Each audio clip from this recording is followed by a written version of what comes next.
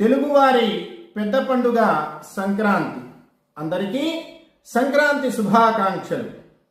ప్రకృతిలో జరిగేటువంటి మార్పుల్ని పరిగణలోకి తీసుకుని మానవ సమూహాన్ని మంచి మార్గంలో నడిపించేవి మన పండుగలు. మానవుడు, ప్రకృతి, మానవ సంబంధాలు, సామాజిక బాధ్యత మన పండుగలలో విశేషంగా కనపడుతూ ఉంటాయి. తెల్లవారుజామునే నిద్రలేచి కసువు ఊడ్చి ఇంటి ముందు పరిసరాలని శుభ్రం చేసుకోవటం అనేటువంటిది ఒక సామాజిక బాధ్యత. దీన్ని అనాదిగా అనుసరిస్తున్న సమాజం హైందవ సమాజం, భారతీయ సమాజం. ఈ విషయం ధనుర్మాసంలో విశేషంగా మనకు కనపడుతుంది. ఇల్లాలి కంట తడిపెట్టని ఇంట, కల్లలాడని ఇంట గోమాత వెంట, పాలల్లో పూలల్లో పసుపు గడపల్లో, ముంగిట్లో ముగ్గుల్లో ధాన్యరాశులలో, మా తల్లి మహాలక్ష్మి స్థిరముగా నుండు అన్నాడు ఓ సినీ కవి. ఈ వాతావరణం సంక్రాంతి సమయంలో ప్రతి ఇంటా కనపడుతుంది. ముగ్గులు శుభానికి సంకేతంగా, ముగ్గులేని ఇల్లు అశుభానికి సూచికగా భావించేవారు మన పెద్దలు.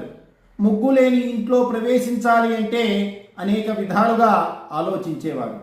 రాతి పొడి, బియ్యపు పిండితో కలిపి తీర్చిదిద్దేటువంటి రంగవల్లులు వేసిన వారికి, చూసేవారికి కూడా మనోవికాసాన్ని కలిగిస్తాయి అనటంలో అతిశయోక్తి లేదు. భారతీయుల మనోవైజ్ఞానిక సృష్టి మన రంగవల్లులు.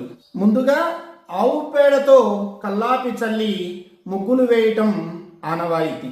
ఆవు పేడలో ఉన్న ఔషధ గుణాలు ఫెనాయిల్లో లేవు అనేటువంటిది సత్యం.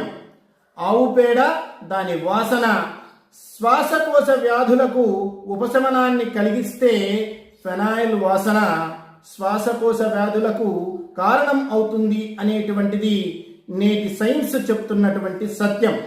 సంక్రాంతి అంటే కలవటం అని, కూడుకోవటం అని, నడవటం అని, ఏకమవటం అని, ప్రవేశించడం అని, ప్రాప్తించడం అని, దాటడం అని, ఇలా అనేకమైనటువంటి అర్థాలు ఉన్నాయి.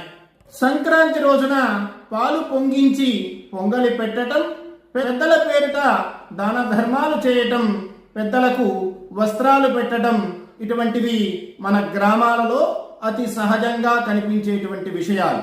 హరిహరసుతుడైనటువంటి అయ్యప్ప జ్యోతిస్వరూపుడుగా దర్శనమిచ్చేటువంటి పర్వదినం కూడా సంక్రాంతి.